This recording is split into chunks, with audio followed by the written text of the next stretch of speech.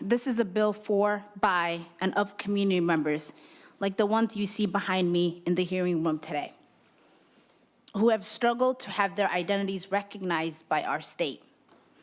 Until 2003, this wasn't an issue. Everyone who lived in Minnesota, regardless of immigration status, was allowed to get a driver's license. In 2003, after this body rejected Governor Pawlenty's proposal to restrict the freedom to drive, he acted unilaterally to strip away the right to drive from tens of thousands of our friends and neighbors.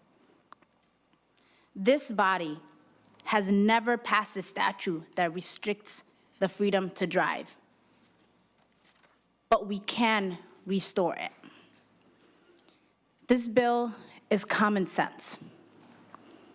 It makes our roads safer. In states that have a similar policy in place, the rate of hit and runs decreased between 7 and 10%. The rate of uninsured drivers decreased. The roads got safer. We all have lower insurance premiums when we all have insurance. We all have safer roads when we've all passed the driver's test to get a license. States like Utah and New Mexico have both seen significant drops in uninsured rates after adopting driver's licenses for all. And in Minnesota, particularly in greater Minnesota, where there is little to no public transportation, we need to be able to drive safely and without fear, to get to school, to work, to places of worship, and to live our lives with dignity. This bill is quite simple.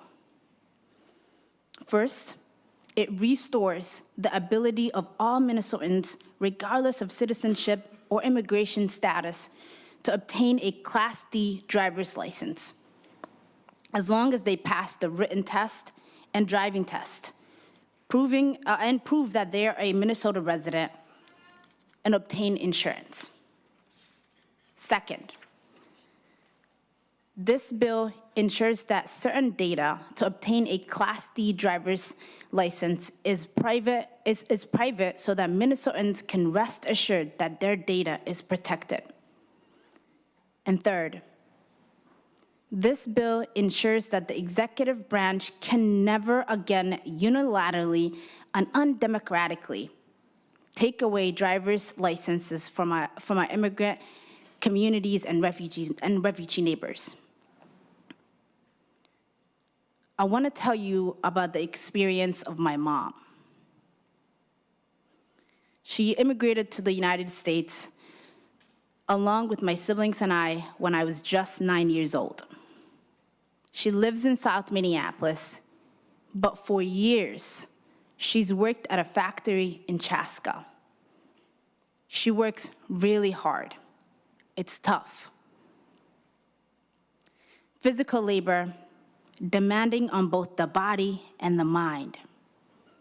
The only way for her to get to work is by car, because there's no feasible way to get to Chaska from South Minneapolis using just public transportation. Luckily, my mom has the privilege of having a driver's license. But I'm here today because there are so many Minnesotans who share the same experience as my mom, but they lack status, and they're faced with a choice. Go to work, take your kids to school, access medical care, but only if you're willing to risk deportation and having your life and family be torn apart. Since former Governor Pawlenty's action in 2003, immigrants have been fighting for this legislation. If not for my mother and the immigrant rights movement, I wouldn't sit here today in front of you. It's an honor for me to be able to carry this legacy of this 20-year fight for the freedom to drive. A movement that started when I was just 5 years old.